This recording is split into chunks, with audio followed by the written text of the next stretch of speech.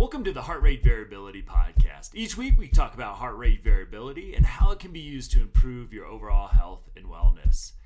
Please consider the information in this podcast for your informational use and not medical advice. Please see your medical provider to apply any of the strategies outlined in this episode. Heart Rate Variability Podcast is a production of Optimal LLC and Optimal HRV. Check us out at optimalhrv.com. Please enjoy the show. Welcome, friends, to the Heart Rate Variability Podcast. I'm Matt Bennett. I'm here with Zuzu today. Karen Arms, welcome to the show. Reading about your journey, your work. I'm really excited to connect that to heart rate variability today. So I'm really excited to meet you. Welcome. And before we dive in, I'd love to just give an introduction of yourself to our listeners. You bet. Thank you, Matt. And for the listeners, you can already tell it's going to be a fun show because Matt is Mr. Happy, joyful, share with the world everything. That's why he's like on podcast 390 or something. Anyhow, and I, of course, love your guts. So he loves your heart. I love your guts. We can't go wrong. But my name is Karen, but I go by Zuzu. You can understand why. Anyhow, but I'm Zuzu. It's been my nickname for a long, long time. And I love your guts. So, and there's a reason. It's a reason because a lot of people don't realize how their bodies work. And to me, it's the most empowering thing to help people realize where their organs are and how they work and what they do. So I'm really honored to be on the show today because, of course, I love the heart. Like, you can't get better than that. And having dealt with heart rate variable issues in the past from trauma that I've experienced, it's really, and I still once in a while will wake up with some of that trauma and my heart goes, and I'm like, oh, I know how to solve this, and I just sit up and I do my thing and take some more magnesium. And it's just interesting because once you know what's going on in the body, you don't fear. And probably, Matt, my biggest excitement is that if I can help take the fear out of an issue, awesome, right? Like, because I firmly believe the worst 4-letter F word is fear, right? F-E-A-R. That is the worst 4-letter F word. I don't care about the other one. And so if anybody's putting someone in fear, I'm like, oh, get rid of them. Oh, get rid of them. If it's your pastor, your whatever, some church leader, some medical leader, your doctor, your surgeon, anybody, your friend, your husband, your spouse, your wife, anybody, if you have anybody putting you in fear, get him out the door. That's not the person you want to heal with because you cannot heal in fear. The cell cannot heal in fear. Your cell in your body, every cell in your body, and you've got what, 50, 60 trillion of them? Well, plus all your bacterial cells, you've got like 90 trillion or 80 trillion of those. Love them, honey. But anyhow, your cells can only be in growth mode or in stop growing mode, right? They recess and they go and they close up and they don't grow, they don't nourish, they don't continue to reproduce with cell memory in the proper order when you're in sympathetic mode. And so for me, taking fear out of a diagnosis and taking fear out of the kitchen and fear out of what am I going to do next and fear out of religion or fear out of politics. We'll just ignore politics. Well, I mean, you can't ignore it, but whatever. Just don't believe anything you're being told by the AP or any news station. But anyhow, but like if you can remove fear, now we can heal. Now we can heal. And I just happen to have been able to witness thousands of people reversing dis-ease, including myself. I reversed my epilepsy. When I was 50, I reversed my scoliosis and then all the arthritis that was around the scoliosis. So I've watched so many people heal and I've had my own healing on my own journey. I've been able to witness amazing things even with some of our family members. So yeah, that's me. I would love to talk a little bit, if you don't mind sharing, about your personal journey researching for this episode. I found that very inspiring and sort of not unusual to find people that maybe mainstream medicine just isn't quite giving them everything they need. So I'd love if you don't mind sharing just a little bit of your journey as it brings us to the gut, which I can't wait to talk about. You betcha. Well, my journey was I grew up with epilepsy. And so for years, actually, I had seizures and we didn't know what they were. My mother, love her to pieces, and she would like reposition pillows and got me a water bath. They just did all these things trying to figure out what is causing, her to have these weird symptoms, these shakings and whatnot. And, so when I was 12, she actually saw one because I would have them like on the bus or when she wasn't around, and they don't last terribly long. And then you just can't speak. And it's like, I'd be all watery and I couldn't talk for, 20 minutes to half an hour afterwards. So it was just weird. Anyhow, and So I was, went to the hospital, did all your EKGs and all your testing, and boom, put on 3 medications for epilepsy. But when I got married, I was like, wait a minute, I don't want to be on medication. I don't want that. I want to regrow my synapses. I want to connect my neurons, right? I can do something about this. And I had been exposed to natural health in college. Not in college. I went to college for religion, radio, and TV broadcasting. Had a ball. But I met someone and I had my first green drink literally 40 years ago, Matt. So like I'm 58. When I was 18, I drank my first green drink. And I had my exposure to the natural health world and gardens and glorious things. So I went to the library and I started getting books because we didn't have the World Wide Web. I know you young people can't even imagine, but us old people remember. Anyhow, and I just was able to reverse my epilepsy with food, like literally with food. Now that I know what I'm doing, and I'm a holistic healthcare practitioner, and I've worked with countless people with epilepsy and Tourette's and shaking and extra Y chromosomes and whatnot, it was a GABA deficiency. Most epilepsy and seizures are, which is why you have so much of it right now, because GABA is made in the gut. We destroyed our microbiome during COVID by everybody thrashing and taking baths in antibacterial everything. So now we have more GABA deficiency than ever since the dawn of time, I believe. So it's understandable, but it was really cool because I just followed my gut through all my books that I read, brought in a bunch of B vitamins, and then looking at the food that I ate, it was all rich in the building blocks for GABA. So I'm a practitioner who doesn't believe in like just giving you a hormone. I want to rebuild the system neurologically and the endocrine system to create what you were supposed to create in the first place. But if you don't have the building blocks, you can't.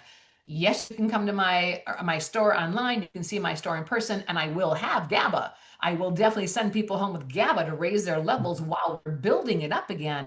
But very, very, really cool. So that was my epileptic reversal. And then I was like, well, what else aren't they telling us? And then as people had health issues, I would just like research, and I just started telling my friends or my family what, and what happened. And I went down the cancer rabbit hole when one of our family members, not my immediate family, but one of our family members had cancer. I was like, okay, let me figure this out. And it was mind blowing how much was out there that could help you reverse cancer. And I'm like, well, how come they've never been told this? Like, how come I don't hear this? And unfortunately, after that diagnostic, my grandmother actually got colon cancer and she died from colon cancer. And I can clearly tell you right now, she might not be alive today because she'd be over 100, but she would definitely have lived another 15 years had I known then what I know now. Because yes, we've been able to help people get rid of colon cancer too. So cancer is cancer, no matter where it is in the body. But it was really, really an interesting time. So then I've been helping all these people, opened up wellness centers and cafes and grocery stores and educational centers, opened up our online school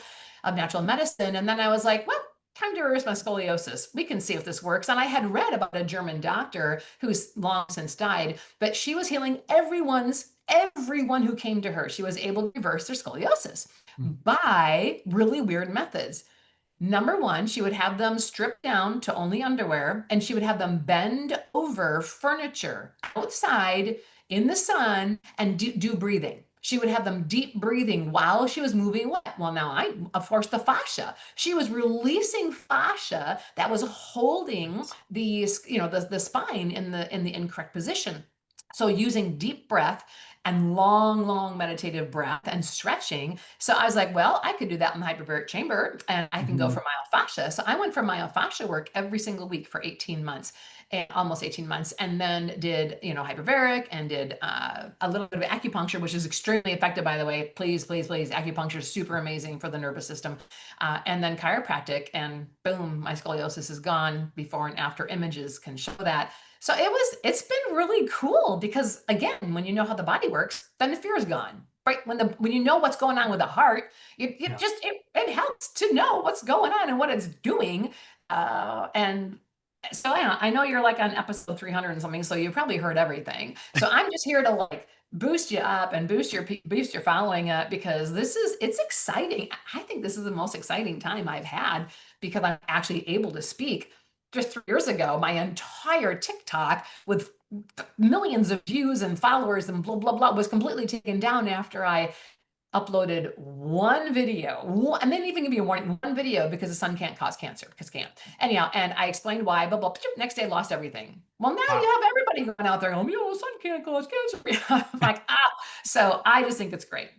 That's awesome. So I wonder when, I'd love to learn a little bit more about coming to the gut, because that's something that I mean, some physicians might know about it. I mean, it's still sort of on the cutting edge of, It is. I got so fascinated with the gut and brain connection, and then looking at the autonomic nervous system playing in to that. As I like to say, the only reason we talk about like the brain and the autonomic nervous system separate is because we've separated them. All this is an integrated system. And we need to look at a little bit more of that, in my opinion. But I'd love for you just to share a little bit about how you got, obviously with epilepsy and looking at diet and nutrition, but just what was so fascinating about the gut and impact how you think about human beings. I love it. Well, I think the gut, I guess the first thing that stuck out to me when I was studying to become the HHP and all my research was the fact that you could like literally pull the gut out of your body, and you can, I mean, it's like not even part of us. Like you can just like pull that 27-foot hose out. Like I was like blown away. I'm like, are you serious? I thought that was, I mean, in a deer you can. Like, I mean, I see it all the time, but I was just like, wow, it is its own world. And so I was just fascinated with all of the chemistry of the gut and all the sphincters along the way, and how every little section of the gut does something different, and I don't know, I just thought it was like a whole world. And because what was happening in the gut is what was directly affecting me not able to make GABA, and so I was having seizures. It was gut related. And then as I studied, of course, and found out, well, a lot of heart issues are gut related, endocrine issues gut related, nervous systems obviously gut related. And I was like, wait a minute. So I'm a big preacher on acupuncture, traditional Chinese medicine. Hello, 5,000 years, guys. They know what they're doing. Okay. So wow. And then chiroplasy. And then I was like, okay, it's all the gut. Everything's also the gut too. Like it just all goes together. And to me right now, I see it all the time.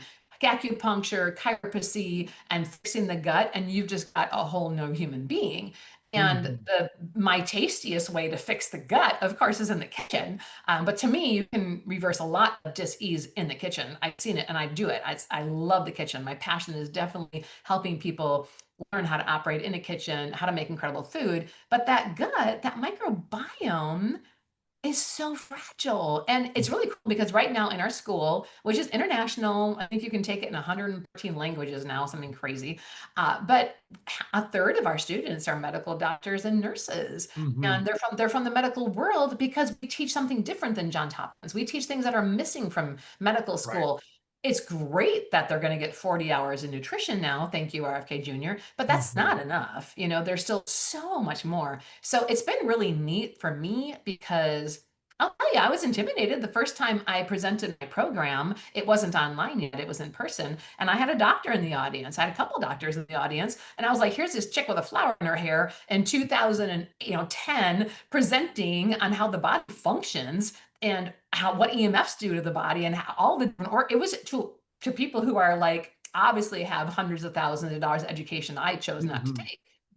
And it went great because Matt, they didn't know. And a lot of them still don't know. So my phone is full of medical doctors that I love and love me.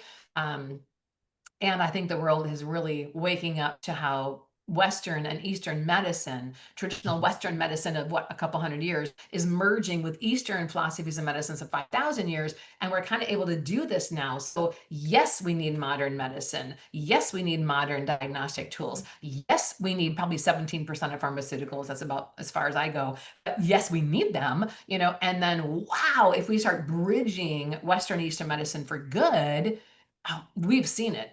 We've seen it. My daughter and I, our students, and it's amazing. Really Very amazing. cool. So I'm curious, when did you hear about heart rate variability? Obviously the autonomic nervous system and the gut and the brain, all these interconnected parts. But I'm just curious about, your Yeah. journey to when did HRV pop up on your radar? And yeah, just curious about how you utilize HRV to inform your work Yes. or other ways you use it.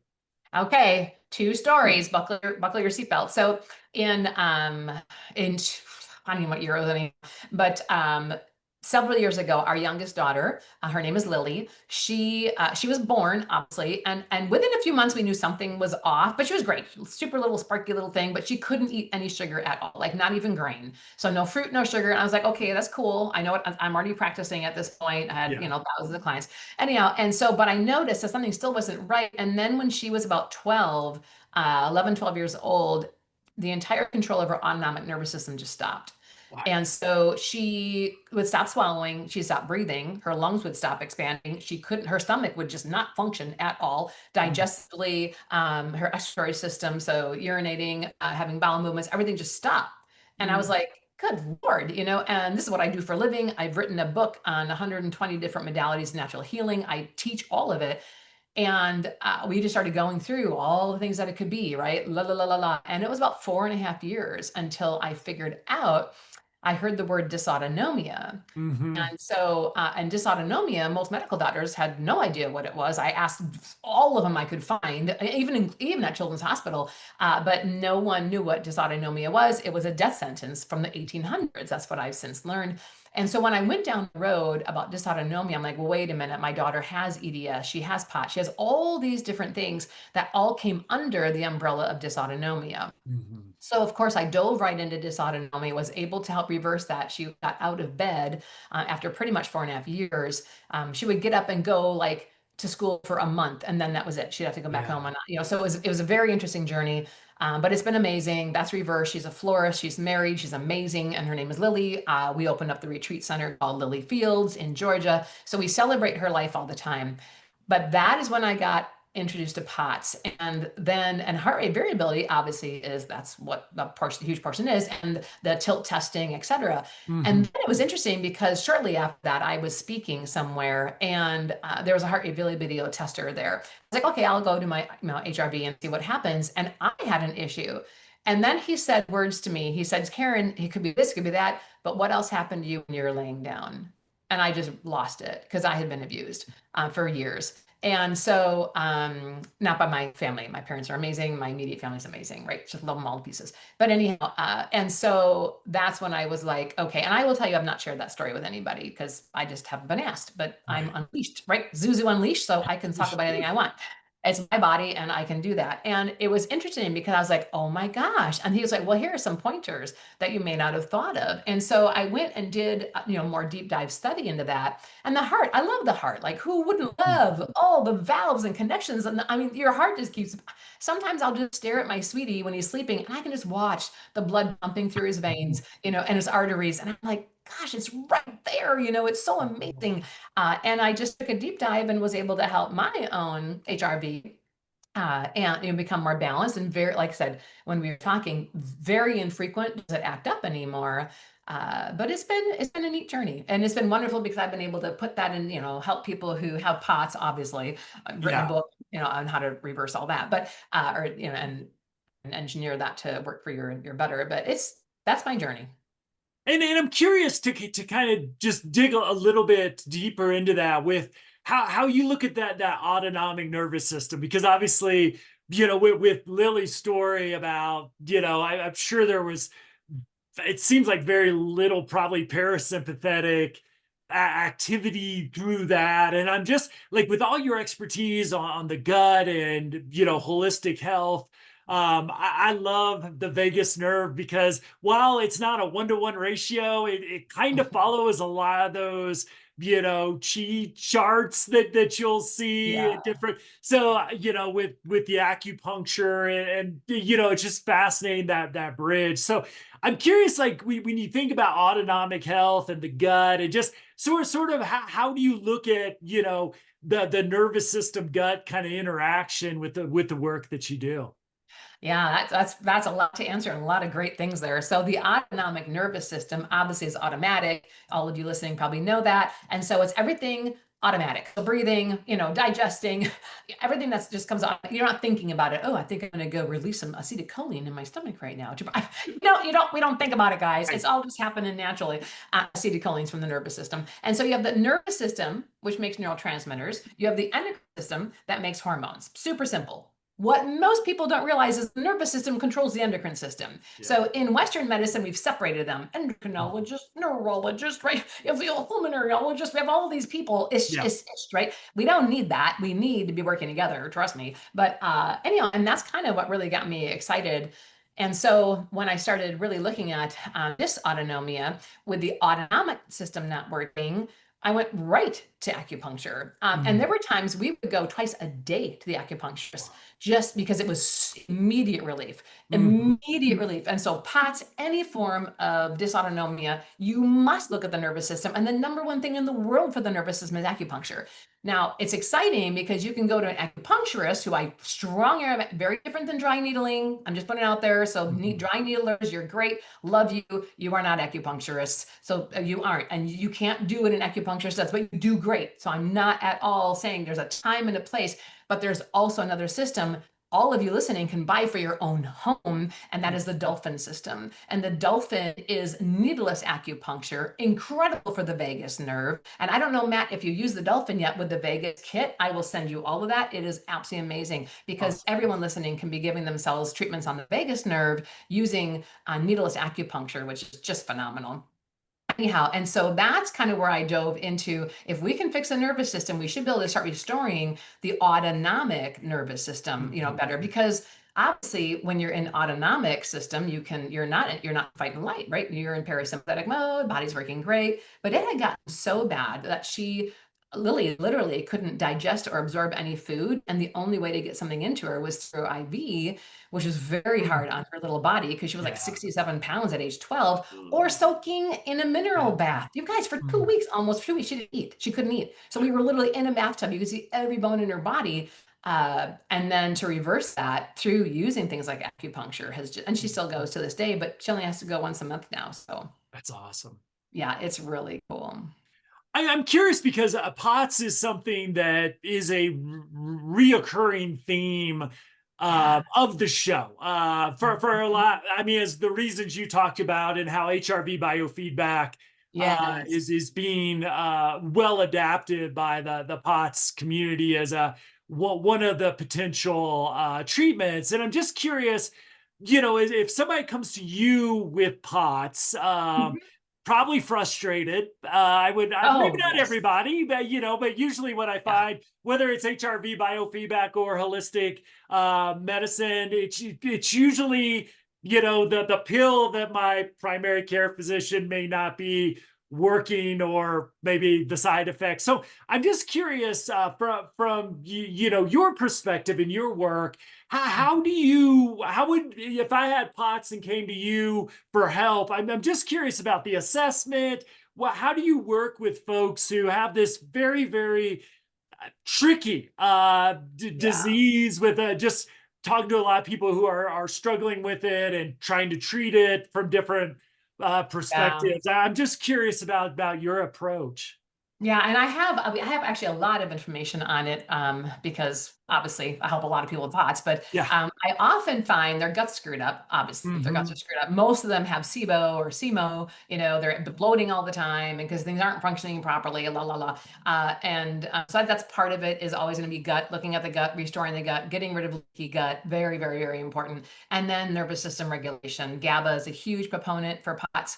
Being able to regulate, because GABA is probably my favorite neurotransmitter, only because I lived for years with a deficiency of it, and I'm a GABA-driven person. So you hear personality tests all the time. All a personality test is which neurotransmitter is driving you, and that may change over time. But dopamine-driven people are different than acetylcholine, who sit there and plan all your reunions, right? And so, different than GABA, different than serotonin. So you look at which neurotransmitter is your driver, and oh my gosh, to have that as my driver and be deficient in it was awful. And so we do really recommend Braverman tests. You can take the Braverman test for $10 or something online. That can show you a a glimpse into the neurotransmitter life. You can have some tests done, but please remember neurotransmitters are not always in the bloodstream all the time. The blood is not, I don't hold blood to a gold standard by any means, because hormones are released different times. I mean, on and on and on. So there's plenty of reasons. I love biofeedback, have probably $115,000 of biofeedback equipment in our property right now, because I love it. It's like a metal detector, you guys. It's super easy to explain biofeedback. Anybody who still thinks that's crazy just doesn't understand science, really. So trust me on this. It works amazingly. It's just a feedback, just like sending frequencies into the water to find your fish, or frequencies into the ground to find your metal using a metal detector. It's the exact same thing, but we send it into the body. Totally cool.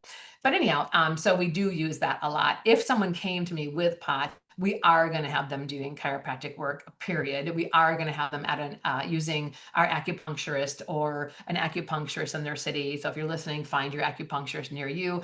I would definitely order a dolphin unit. Just because then you can do some of the treatments yourself. My daughter has a dolphin unit. She uses it on herself if she has an issue. The thing with dysautonomia and with POTS is it may never completely go away, but now you know how to handle it. You don't have to live with all of the side effects, because you're staying on top of the nervous system. Just think nervous system. And the main thing, oh my gosh, I can't go further without explaining this. I need my big pen, Matt, so I can explain the nervous system with my big pen. Okay? I love it. Visuals are everything. So This is your nerve, right? The myelin sheath is made out of oil, and that is what the nerve, that black ink, is running through, right? We won't talk about dendrites and all the fun stuff right now, but we are going to talk about this and that. This myelin sheath, so important. It is made out of every fat you're eating today. So if you're like chomping on some fried chicken listening to this, put that away, throw that out the window. Well, you might kill an animal because it's really quite toxic. But anyhow, look at the fat you're eating. Are you eating margarine? You have no idea what they're using in the baked product you're buying at a grocery store. Then don't ever think that milk is milk, because I'm in the food industry and milk simply means white liquid. So concentrate on healthy oil. This is when you eat an avocado, oh my word, right? And you might eat walnuts. Yes, walnuts and chia seeds and flax seeds and hemp seeds, right? This is when you really start eating your health and you rebuild the nervous system by putting healthy oils in, like extra virgin olive oil, extra virgin coconut oil, right? Blah, blah, blah. Now, what's really important is you not only need to rebuild it, but you need to stop breaking it down. The number one toxic chemical for your myelin sheath is sugar. So your sugar, white sugar, brown sugar, coconut sugar, and grain. Hello, you guys, a piece of bread, 3 to 4 teaspoons of sugar in a piece of bread, because all your grain turns into starch, right? And then it turns into sugar. We live in a mass processed carbohydrate syndrome right now, world, and we are destroying the nervous system. So it's one thing, I'll go take some medicine. What is that going to do for your nervous system, right? Well, I can tell you, but anyhow, I won't, because I took it. But what you do years ago, by the way, I haven't had them. I'm not, just so you know, I'm 58. Everything's balanced in my body, feel phenomenal. Don't take any hormones. My blood work looks great. Went through menopause, didn't even know it. Haven't had any medication since I got off all my medication for epilepsy 37 years ago. Congratulations. Well, I'm just saying it because it's one thing to preach it, but another thing to live it. And so that in this nervous system, we made sure her nervous system was regrown through health, which we already were doing all healthy things. But then eliminating all sugar and grain, super duper duper important, because that is what destroys it. Heavy metals do as well, but if you have a healthy diet, you will naturally remove heavy metals, because fiber grabs onto your healthy fats, and that is where your height just pulls out. So don't get too worked over that. Unless you're still eating toxic heavy metals, then you may want to consider changing your diet. But that's a little overview. So correcting the nervous system, going to chiropractic care, doing acupuncture, and obviously restoring the gut. Remember, you don't know, because I didn't mention, GABA is, most of it's made in the gut. Yeah, let's talk a little bit about GABA, because it's kind of been the star, but let's shed the light on it. And I'd love, just for maybe some listeners who don't know a whole lot about it. Obviously, it's right in your love to let's talk a little bit more about it and what it does for the body and the nervous system. I will. So GABA actually controls all the electricity in the body. So GABA controls all the electricity in the body, which is fascinating because we have everything's electric, right? Yeah. Everything's electric. All your neurotransmitters, blah blah. Well, a lot of the neurotransmitters, right? Glutamate and GABA and all of them. This one in particular, GABA, a lot of it's made in the gut. Yeah. Serotonin is made in the gut, blah blah. But GABA needs an environment in order to grow. And that environment in the gut needs to have two main things. It needs a diverse microbiome, which we'll talk about, and it needs a specific pH. And so that's what actually is needed for GABA to be made in the gut. And so most people who are GABA deficient don't eat enough fiber. You need a wide variety of fiber. And this is why. The microbiome, which again, you have more bacterial cells than human cells, trillions of them, right? You have trillions more bacterial cells than you do human cells. Those bacteria live on fiber. You can't do anything with fiber. The human body, what does it do with fiber? It just cleans out the colon. That's what fiber does. But fiber feeds bacteria. And the more diverse the fiber, the more diverse the bacteria. And you have thousands of varieties of bacteria just in your colon, which is what, 5 feet? You have microbiome in your prostate. You do, Matt. All the men listening, you might have prostate cancer or prostate issues because you don't have a diverse microbiome in the prostate. Hello, who knew that, right? Us as women, we have a different microbiome of our vaginal canal. We all have microbiome on our skin, right? We have microbiome throughout our body. And when you diversify the fiber, so when you eat a salad today, because all of you need to go eat a salad, when you have a salad every day and you diversify it with radishes and kohlrabi and peas and carrots and whatever you're going to be putting on there, all your nuts and seeds, you are going to feed the bacteria in the body much more so than if you just have like 3 vegetables that week. Yeah. So that is important. And then the proper pH, potential of hydrogen. And most people are extremely acidic because they're sucking out of cows and eating much dead meat and they're eating all the grain, and all of that is acid. All of that causes a lot of acid in the body. So by the way, the number 1 cause of osteoporosis is dairy. So get over that. The dairy industry keeps trying to hide it, but they can't possibly hide that because your body becomes so acidic by consuming so much dairy, I don't care what form it's in, that your bones have to, your body will pull minerals out of the bone structure to alkalize the bloodstream so you don't die. So just putting it out there. So your Swiss cheese bones are caused by Swiss cheese. Okay, Swiss cheese might be one of the better ones. The longer it ages, the better. So if you can't live without dairy and you can't give up the wet nurse, at least get really aged cheese if you're going to eat cheese. But that's important because the pH of the bloodstream, the pH of our gut matters. And a lot of people have too high of a pH in their stomach and in their gut. They don't have near enough acid, so they get acid reflux. Acid reflux because you don't have near enough acid. You don't have too much, by golly geez, no. So acid reflux, you don't have enough acid. So now you get all these parasites and bacteria because you can't kill them with your acid. Now you get acid reflux. And so we really focus when it comes to GABA deficiency on diversifying the fibers and really pulling the body into the correct state. And then there's wonderful foods that help with that, right? Because if people are low in glutamic acid, they'll also be low in GABA because that's synthesized from glutamic acid. But there's great foods, almonds and spinach and walnuts and oats don't eat oats, they're useless, but like broccoli and your citrus and spinach. There's so many foods that are full of the building blocks for GABA. And then you can also use some GABA temporarily, obviously. My epileptics, I also recommend THC for epilepsy, by the way, because that helps to I don't know if I can talk about that on your show, but there are so I'm many. in Colorado, so you're good. Oh, okay, good. Well, hello. I mean, I own a binder this thick of all the patents the government owns on cannabis. People have no idea. They don't. Oh my gosh, no. There are so many ways you can take THC on extremely small levels that eliminate your seizures and reset the nervous system. So whatever, wherever you're at on that, I don't care. I don't smoke it, don't recommend that, unless you have lung cancer, but I don't. I'm not this big person who's out there selling THC. I'm just saying there's a reason the medical industry finally had to jump onto the bandwagon a little bit, because it actually worked. It has more medicinal qualities than every green plant on the planet combined. And there's a a reason it was in more than 75% of all it was the pharmacology. That's what it was, right? We used cannabis until the prohibition, which only happened because they didn't want you to grow your own oil by using hemp to use your gas can. And of course, the textile industry relied on hemp, and so did the paper industry relied on hemp, and the medical industry relied on hemp. So they had to do something to exercise a little more control. But anyhow, so GABA is made in the gut.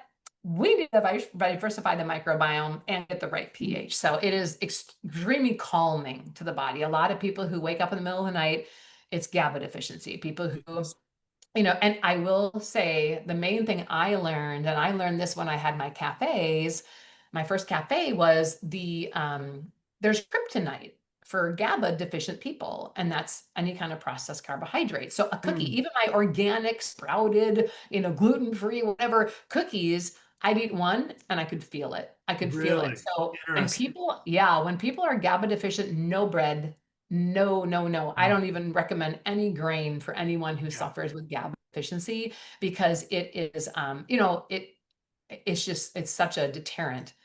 It's the kryptonite for GABA, and the difference is night and day. I knew that because I had a 3-story building, and when I would eat a cookie or some of our bread that we sold, countless thousands of loaves of our bread, if I ate a piece of it, I couldn't run up and down the stairs. But normally every day I'd run up the stairs because I love running upstairs, and I always had things to do. And I couldn't. I would eat a cookie, could not run up the stairs. And that's when I put the two together. And then in my research, when I was making all my charts on neurotransmitters and minerals and vitamins, I'm a chart fanatic. Anyhow, is when I realized, wow, there's kryptonite for these neurotransmitters. So there you go. I have 2 questions for you. One is, you hear a lot in the nutrition world right now about prebiotics, which it seems like that's fiber pretty much. And that's then all it is. Yep. Yeah, I mean, we could, we don't have to put another fancy term on it, but I wonder, I want to ask you about probiotics as well, and fermented foods and others. And then what would be some symptoms of GABA deficiency versus a healthy somebody who's got the right balance, or I'll let you put in the words, but the right levels of GABA, in their system? You bet. Without doing like a neurotransmitter test, some of the symptoms would be, because GABA controls the electricity. Yeah. And if you don't have it calms the body. So it's the main inhibitory neurotransmitter. So it calms the body. So if you're always like overstressed, can't sleep, those are some signs that you may be GABA deficient. And so looking at, people will run the magnesium, that's lovely, that'll relax the muscles, but GABA is needed to even help that. So people might be taking way too much magnesium when they don't even need that. What they need is GABA to calm the electrical system, and then the muscles can absorb the calcium even better to calm the heart down, to avoid and help with the heart rate variability. I would encourage a lot of people who are dealing with HRV to also look at GABA consumption to help them with that. So that would be something I definitely consider, looking into. You had a lot of questions at once. So probiotics. Probiotic, there we go. Okay, so pre, pro, and post. So a prebiotic simply feeds a probiotic, and they came out with like, here's the top 3 or 6, prebiotics, whatever, chicory root and burdock and artichoke heart, that's lovely, bananas, onions, everything that has fiber is a prebiotic, guys. Like, you don't have to go, calm down. I need more GABA. Anyhow, so like when they came out with the electrolyte mixes, I was like, you've got to be kidding. Thank you. This is the stupidest thing I have. And now I sell them in my store, but they're made out of salt, honey, and other good actual food, because all electrolytes are, wake up call for everyone, eat an apple, you'll get them all, or, all electrolytes are the minerals that you need a lot of. They're called macro minerals, right? Trace minerals you don't need as much of, but you still need every day. So electrolyte drinks are all the way to spend your money. Well, if you just ate fruits and vegetables, nuts and seeds, you would never ever need an electrolyte drink. Just putting it out there. Yeah. But that's how I feel about prebiotics. A prebiotic is any fiber. You don't need to go and buy a prebiotic blend. You don't. I will say, if you want to lose weight, yep, buy a good fiber blend. We like sun fiber. So buy a good fiber blend, mix it in your water. And if you just do that, you actually usually don't even get hungry. So it's easy to lose weight because fiber feeds the bacteria, and the bacteria is what's hungry. So if Yes. you feed the bacteria in the body with fiber, then you won't be as hungry. That's why you can lose weight and feel fantastic eating a bunch of fruits and vegetables, nuts and seeds.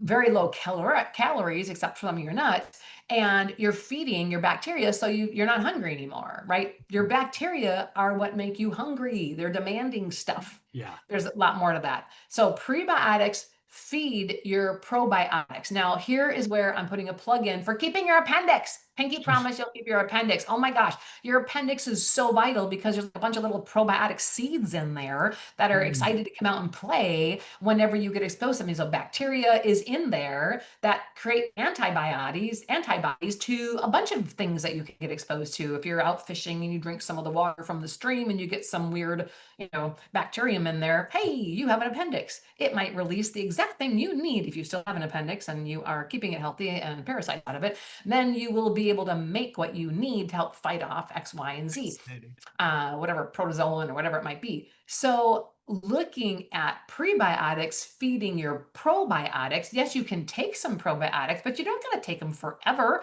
unless you're killing them off with an antibiotic. Once you run through a couple bottles of lactobacillus, and of course there's like multiple strains of that, then go to bifidobacteria, go to all these different, probiotics, because you want to diversify the probiotics in the gut. Anybody who's sitting there taking a probiotic for a year, the same one, you've just wasted a bunch of money, like wasted, unless you're not eating fiber. But if you're eating salads and you're conscious to what your diet is, you're not just trashing your diet with milk and dairy and animals and, grain. And if you're eating actual vegetation, you don't need that many probiotics because you're eating it and you're feeding it. And then postbiotics, a lot of people don't know what a postbiotic is, but that's all the vitamins that your bacteria make. Your bacteria makes a ton of your vitamins, like all your B vitamins, etc. So we need those bacteria fed, because then we don't end up with B vitamin deficiency, which half the world has.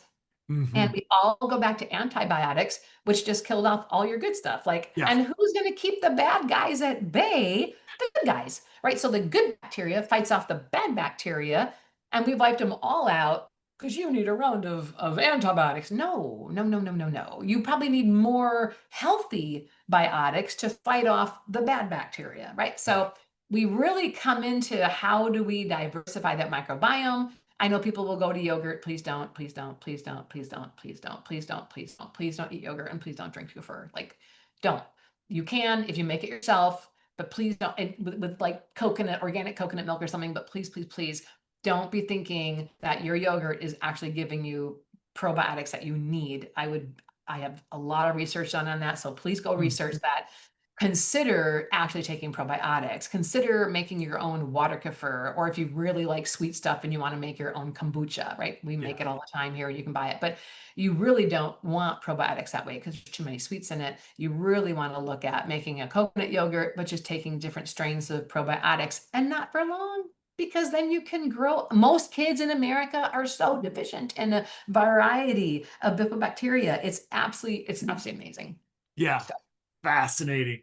Well, one more trend that I would love to get your expert opinion on for our listeners is right now it's everybody, you can see I'm a little skeptical of myself, but I let you've got more expertise than I do. So you can either justify or alleviate my angst here around we need to stuff protein into every single thing we consume. And okay, good. That's how I feel about this trend as well. It seems like capitalism at its worst with the nutritional side of, hey, we've told people they need protein now, and we will stuff it in potato chips at high levels. And so I'd love to just get how you talk to folks who might come in and have been sold that they need to, just eat a protein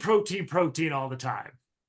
Number one, I love you, Matt. Please have, I love you, I love you, I love you. You are it. So anybody listening, this man is legit. He's not selling anything. Amen. Anybody, and please hear me loud and clear, anyone who says, oh my gosh, you need more protein has no clue how protein works. They have no clue. Let me explain protein. I'm going to explain protein to you, and you're going to understand it in a minute better than most people you've ever met, all of you listening. Letters build a word. Eric, E-R-I-C. That's my son, Eric. I need one E, one R, one I, one C. If I don't have an E, it would be Rick. But if I wrap a Christmas present and I put R-I-C on it, Eric's not going to open it because it's not his. It would be Rick's. You must have an E. Now, if I write a letter to Eric, dear Eric, but I don't have an E, I'll have to go to the store and buy some E's, right? Let's just think about it. So I go to the store and I buy some E's, and then I can make his name and I can write a letter. Proteins are the same way. A protein is made from amino acids, and you might need 45 of these, tyrosine and 16 tryptophans and 14 prolines, right? Whatever you need. And so you might need, 3,000 of one of them. Amino acids build proteins, just like letters build words. And so when someone says, oh, you need more protein, I'm like, no. That's like saying you need to go buy a bunch of alphabets. Now, what would you do with the other 20 some letters if all you needed was like 3 or 4? Yeah. You would store them. Proteins build the body. Look at the people consuming protein. The only people on the planet that should be consuming protein is a bodybuilder. Yeah. Or an old person who is not eating anymore. But if you are building a body, you need protein. Otherwise, you get them all in your plants because all your amino acids, all protein on earth comes from plants. How do you think the gazelle or the gorilla or the bamboo, but anyhow, how do you think all of them, a cow gets its protein? I mean, cows don't eat cows. They eat I did actually watch a cow eat a kitten one time because it fell into the trough when I was at college and I worked on a big farm. But anyhow, so once in a while it'll accidentally eat anything that falls in the trough, but it does not go out and eat our cow. And where is the cow getting all of the protein to make you all that amino acid dairy, which you shouldn't consume? But anyhow, it's all from plants. That's just the fact of the matter is all protein on earth comes from plants. Now, luckily we have these little banks. So if we eat a bunch of, protein, we eat something with a bunch of protein in it, right? Whatever, we need nuts and seeds, we eat a piece of meat. We are going to be able to, give me a minute. If the meat has amino acids in it, which I have to tell you about that in a minute, then you can store some of them. So if the body needs 3,000 of those and 200 of those, you have them in the body. Check this out. I do biofeedback all the time. I can tell you, I never ask them until I get to this page. When I do the assessment on the amino acids, I will know before I even ask them if they're eating more plants or more vegetables. Because guess what? Everyone get ready for this. The people who eat meat have higher deficiencies of amino acids than the people who eat vegetables 99.7% of the time. Yeah. If I do a scan and there's a bunch of amino acid deficiency, I'm like, oh, you must eat a lot of meat. Oh, yeah. I find only 2 deficiencies. Yesterday, I found 1 deficiency. I'm like, so you eat a lot of vegetables? Oh, I love vegetables. Amino acids come from plants, and you wouldn't believe how, but that can't be. I take my protein powder every day. Oh, what is that made of? Right? Yeah. What is that made of? And the meat people buy, the majority of meat purchased on our planet, especially in America, is just coming from some animal who was literally never even saw the light of day, or maybe saw it but couldn't eat anything from the ground. They were just fed something to fatten them up until their stomach wouldn't work, and they can harvest them, a year earlier than they should. So all of you listening who want to build your protein using animals, please do like we do. We have a family farm in Arkansas, all grass-fed, grass-finished, amazing meat. Yes, we'd love to sell it to you, but we're working on that. But anyhow, that's what I have in my freezer, and I don't even eat meat. I'll have a couple bites of something here and there, but I'm not a meat eater, never have been. I actually raised my children with very little meat, and my protein is beautiful. All their protein was great because we ate plants. And so if and think of it this way, one last thing, proteins build the body. Fat is a slippery side of the nervous system. Carbohydrates fuel. End of story. Love it. That's my take. Matt, my friend. Well, thank you. Well, I know we both share a history in the Midwest. So I was back in Indiana visiting my mom, and every time, I eat only a plant-based diet, and every time I have to answer how I get enough protein, and you did it so much more beautifully, and she'll listen to you because she never listens to me. So Hi, Mom. I'm Hi, sending her the Mom. clip. Yes, Matt is amazing, Mom. He's doing it great. He's doing it great. He's doing it great. So I would love to kind of, as we start to wrap up here, because I think one of the things, I'll kind of throw this out here and then kind of ask my final question is, I love this stuff because, heart rate variability, I find as such a universal, and sometimes it's the frustrating thing about HRV. Sometimes it's the great thing about HRV is you never know what the stressor is. Well, I shouldn't say you never know, but HRV score will not tell you what is acting on that autonomic nervous system. It could be a virus. It could be, that you did change your diet for a healthier way and you're seeing improvements there. But what I love from all the research is you could basically put, I would say, a lot of meta studies on top of what you're saying,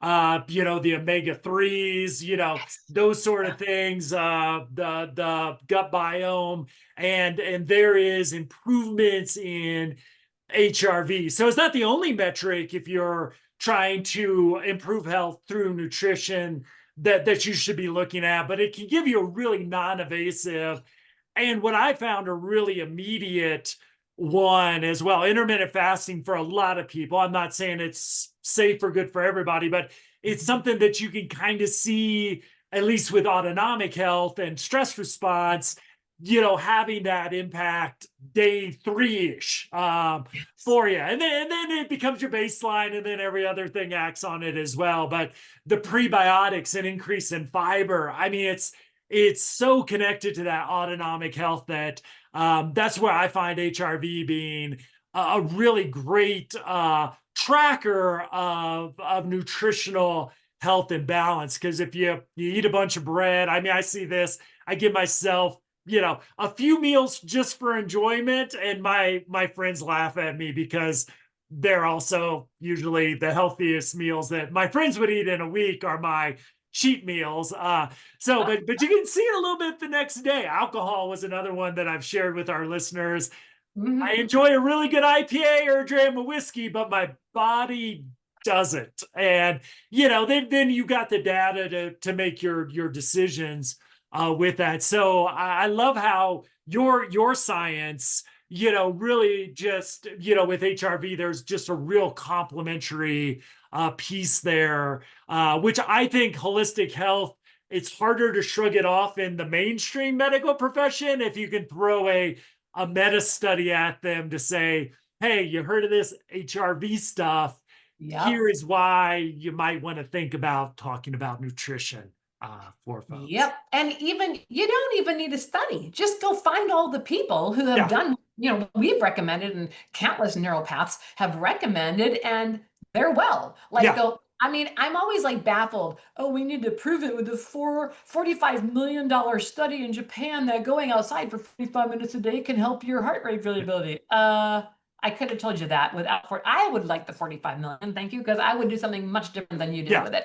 So I'm always amazed at a study. Hello, if any of you want to do a study, look at your dermatologist's skin. Look at your doctor and ask how many pharmaceuticals they're taking. Look at your naturopath. Look at the health food store you're going to. How do people look? Are they on their own journey? We own a health food store, and one of the ladies who's there all the time is overweight. She is losing weight and she's changing her life, right? So look at the people that you are getting information from. Do you want to look like that? Do you want to be like that? And I don't mean the sassy. I'm serious. If you're going to find a minister or a preacher that you like, aren't you going to go to their church first and listen to them? And then aren't you going to ask the kids what it's like to live in their home? Aren't you going to do that? I've met plenty of ministers, their kids can't stand them. Okay, I'm not going to listen to him then. I know he's not living what he's preaching. So you must use your eyeballs and your ears to figure out what do I want to live like? What do I want to be like? Right? So Yeah, amen, amen. Heart rate variability is definitely affected. And I would like to put this out there. In natural medicine, there's a lot of us that teach like applied kinesiology, muscle testing. Yeah. Don't be afraid to find one of us and ask us what's causing your HRV. You can simply ask because we can figure it out. Is it emotional? Is it a virus? Is it a bacteria? Like, what is causing it? What is the stressor? It's not like you're in the dark for the rest of your life, right? Right. God gave us this incredible ability to figure things out. And the original lie detector test, hello, was muscle testing and applied kinesiology. Like, you can't lie through it. So find someone to help you so you're not always hitting and missing in the dark. Find someone who, like Matt, or people who know biofeedback, and go get a session done and see what's going on, because it's just so tell time. It's really cool. Yeah, and I would just throw in there, if you're privileged enough, because I know this isn't always the case, to shop around for your medical provider, ask some of these questions. How do they, I think a real simple one is, how do they see nutrition impacting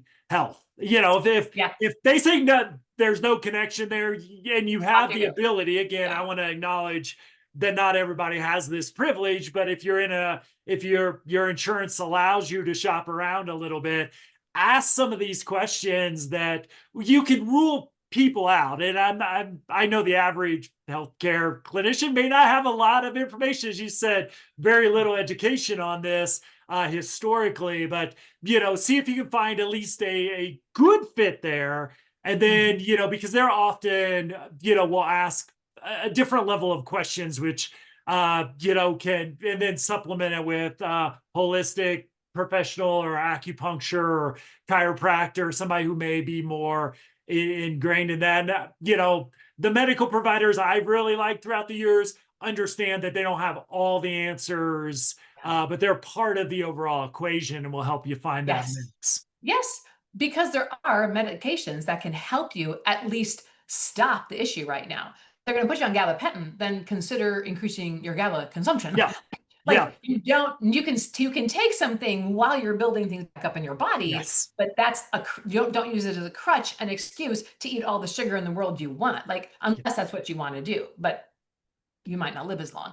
So really, don't be afraid to use your doctor and medication to at least balance you while you take care of things and get off of it. Hello, anybody on a PPI, would you please read the insert? Oh yeah, you're not supposed to take it more than 2 weeks or 2 months. Okay, how many have been on a PPI for a decade or 7 years? You don't need those. You can get rid of acid reflux very, very quickly in the natural world. Just go see your naturopath. But I love it. You're hitting it on the mark. And again, anybody watching Matt, this is my kind of man. Our school, this is what we do. We teach, we educate all over the world in all these different languages, because we need more people, Matt, because they're knocking on our doors quicker than we can ever answer. And my students are all busy. And we are looking at, it's a huge number. I forgot, tip my tongue. I have it in one of my presentations, of medical personnel leaving the medical industry right now.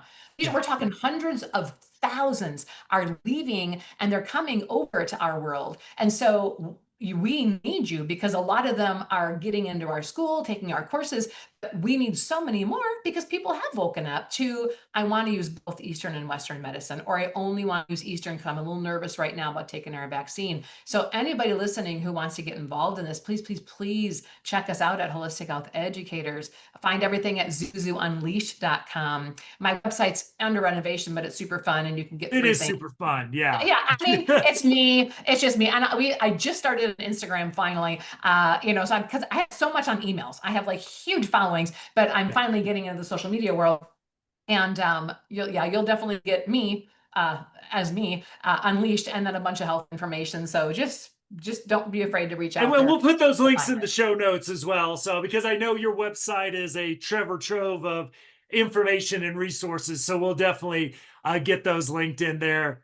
You know what else, Matt? I'm feeling like I want to do this for your listeners. I'm going to grant it's a 4-hour course called Empowered. It's like this for 4 hours of how the body works. It is absolutely amazing. My daughter and I did that. So let's create a code for you. It'll be, how about Matt Rocks? That sounds good. We'll do Matt Rocks, and that'll be your code to get a free 4-hour class. So all lowercase, Matt Rocks. Matt, let me make sure I get that to you right, before we're done here, before you post. But let you guys please jump in there and listen to this for 4 hours. You are just going to fall in love with your body. And that is my main quest in life, is to help you get out of fear and get in love with your beautiful mortal body. Because Awesome. your And again, we'll put spirit those lives links in the show note. I'm excited to take that course as well. So Zuzu, thank you so much. This has been I feel like there were like probably 4 hours plus of additional questions I have. So maybe we can find a good excuse to have another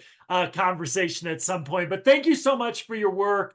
Thanks to our listeners. Again, we'll put tons of links and information in the show notes as well. Zuzu, thanks so much. And yeah, as always, thanks for joining us, and we'll see everybody next week. Sounds good. Thanks, everyone.